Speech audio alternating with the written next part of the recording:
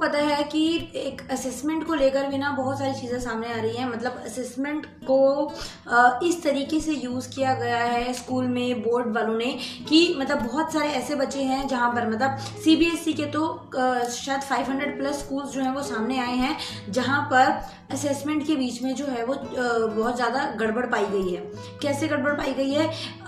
बहुत सारे स्टूडेंट्स जो कि डिजर्विंग ही नहीं थे, बहुत सारे स्टूडेंट्स इवन उन्होंने प्रैक्टिकल फाइल नहीं बनाई थी, बहुत सारे स्टूडेंट्स जिन्होंने एग्जाम की प्रिपरेशन नहीं की थी, मतलब पढ़ने ना वाले बच्चों को ना 20-20, 19-19 असेसमेंट जो है वो प्रोवाइड की गई है।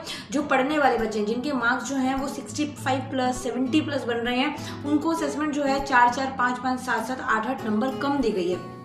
तो यहाँ से एक चीज सामने आ रही है कि कहीं ना कहीं असेसमेंट की वजह से भी बच्चों का जो रिजल्ट है वो खराब हो रहा है और बच्चे जो हैं वो इफेक्ट हो रहे हैं। सो दैट उन लोगों को प्रॉब्लम आ रही है। अब ये जो है बहुत ही ज़्यादा मेजर मुद्दा हो गया है। जैसे नीट वाला जो भी मुद्दा चल रहा है, काफ़ी ज़्यादा उसके अंदर प्रॉब्लम हो रही है बच्चों को, है ना।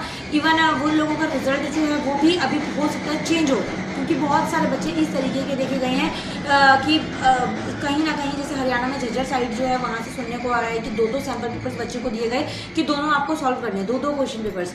तो वहाँ से 2 क्वेश्चन पेपर तो सॉल्व करने का कोई मतलब ही नहीं बनता, एक सॉल्व करना था। तो कहीं ना कहीं बहुत सारी चीज़ें भी उठ के सामने आ रही हैं। तो अब देखने वाली बात यह है, जैसे कि नीट के अंदर सारी चीज़ें सुनने के लिए मिल रही हैं, तो वैसे ही अभी असेसमेंट वाली चीज़ें जो है वो सामने सुनने को मिल रही हैं। ऐसे HPSC बोर्ड के अंदर भी सेम चीज़ है। बच्चों को बोला गया है कि हाँ भाई आप लोगों के रिजल्ट जो है वो आ जाएंगे, बट रिजल्ट नहीं आ रहे हैं। साथ साथ रीचेकिंग और रिवोल्यूशन के फॉर्म्स के लिए बोला गया है कि हाँ भाई फॉर्म्स जो हैं वो भर दो, रिजल्ट आ जाएगा। इवन रिजल्ट 1 महीना प्लस दिन हो गए हैं, 30-35 दिन से ज़्यादा दिन हो गए हैं, बट रिजल्ट नहीं आ रहा है। बच्चे परेशान हैं। कंपार्टमेंट का रिजल्ट जो है वो फिर भी जल्दी आ जाता है, बट रीचेकिंग का रिजल्ट इतनी जल्दी इन लोगों ने नहीं दिया। 1 महीने से ऊपर का टाइम हो गया। और अगर आपने टाइम दिया भी है, अगर आपको 2 महीने भी लग रहे हैं, इट्स ओके, बट आप कंपार्टमेंट का पेपर तो थोड़ा लेट रखो, कंपार्टमेंट के फॉर्म्स की डेट जो है वो थोड़ी लेट रखो। अगर बच्चा रीचेकिंग में पास हो जाता है बट वो भी क्लियर ही नहीं है कि वो पास हुआ है या नहीं हुआ, उस बिहाफ पे ही वो कंपार्टमेंट का फॉर्म भरेगा। बट आप लोग फॉर्म की डेट भी साथ साथ भर रहे हो, रीचेकिंग रिवैल्यूएशन का जो टाइम है वो भी आप लोगों का मिनिमम है, लिमिटेड है। तो इस सिचुएशन में बच्चा भी क्या करे? ऐसे सेम सीबीएसई वाले स्टूडेंट्स के साथ हुआ। मतलब कि नॉर्मल वेरिफिकेशन के अंदर उनका रिजल्ट जो है सबका सेम रहा, रिजल्ट इन्होंने दिया ही नहीं।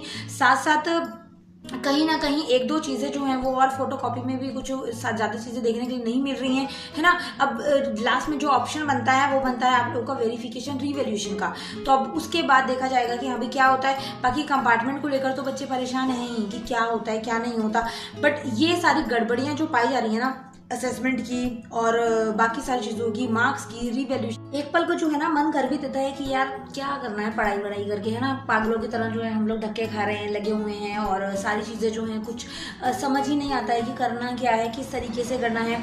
इवन सीबीएसई वाले बच्चे जो हैं वो भी अभी बहुत ज़्यादा परेशान हो रखे हैं कि मैम हम लोगों को तो मतलब समझ ही नहीं आ रहा। बहुत सारी चीज़ें जो है अभी सामने आई, साइड पर ऑफिशियली नोटिस भी आए, बहुत सारी चीज़ें पता भी चली कि हाँ भाई इस तरीके की भी वारदातें हुई एग्जाम के अंदर, असेसमेंट के अंदर भी काफ़ी धांधलियाँ जो हैं वो मिली।